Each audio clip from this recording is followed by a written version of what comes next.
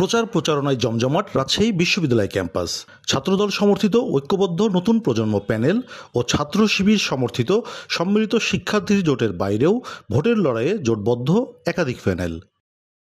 বৈষম্য বিরোধী ছাত্র আন্দোলনের সাবেক 3 সমন্বয়কের নেতৃত্বে আধিপত্য বিরোধী ঐক্য, ছাত্র অধিকার পরিষদ ও ছাত্র ফেডারেশনের রাকসু ফর রেডিক্যাল চেঞ্জ, গণতান্ত্রিক ছাত্র জোটের গণতান্ত্রিক শিক্ষার্থী পর্ষদ, ইসলামী ছাত্র আন্দোলনের সচেতন শিক্ষার্থী পরিষদ, ছাত্র ইউনিয়নের একাংশের অপরাজয় 71, অপ্রতিরোধ্য 24, ইউনাইটেড স্টুডেন্ট ডেমোক্রেটিক ফোরামের সর্বজনীন শিক্ষার্থী সংসদ ও শিক্ষার্থীদের পক্ষে স্বতন্ত্র শিক্ষার্থী জোট ভোটের মাঠে।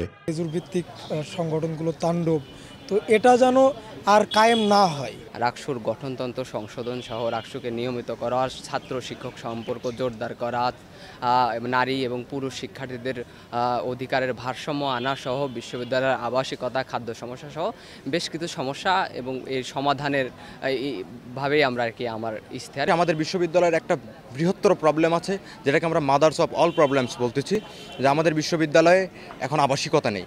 তো এইটা নিয়ে আমাদের একটা দীর্ঘমেয়াদী মাস্টার প্ল্যান করার ইচ্ছা আছে। রাকসু নির্বাচনের ভোট গ্রহণ হবে একাডেমিক ভবনে। 17টি হলের জন্য 8 থেকে 9টি একাডেমিক ভবন প্রস্তুত করতে যাচ্ছে নির্বাচন কমিশন। আমরা এখন একাডেমিক ভবনে ভোট নেওয়ার সিদ্ধান্ত গ্রহণ করেছি। খুব সম্ভব 8 থেকে 9টি আমাদের বিল্ডিংয়ে হয়তো এই ভোট কেন্দ্রগুলো স্থাপিত হবে। শিক্ষার্থীরা যাতে দিনে রাতের প্রচার চালাতে পারেন সেজন্য আইন শৃঙ্খলা পরিস্থিতিতে নজর দেওয়া হচ্ছে।